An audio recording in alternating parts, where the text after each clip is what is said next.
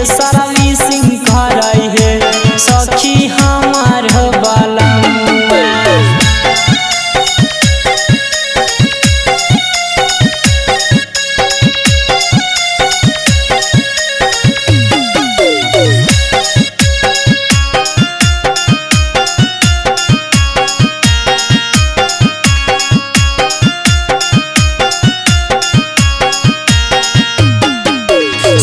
जे मूड में रही हरदम डहराही बर राजा उ त कोहरा में बैठा के मारे खूब मजा। सखी जे मूड में रही हरदम डहराही बर राजा उ त कोहरा में बैठा के मारे खूब मजा। होटावा से होटावा सटाई के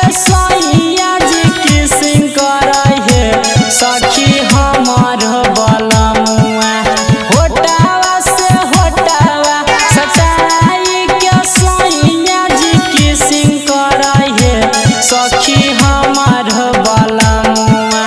लहंगा उठाई के गिरी सिंह करई है सखी हमार बलमुआ।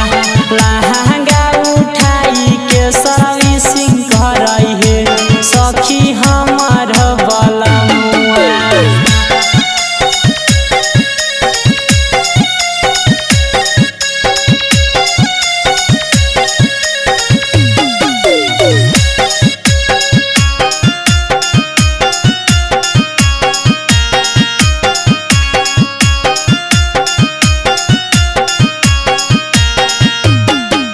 सखी जे बुझे नहीं दुखावा रहमन जी भातार रोज जोरे लागे है लाइट वाला तार।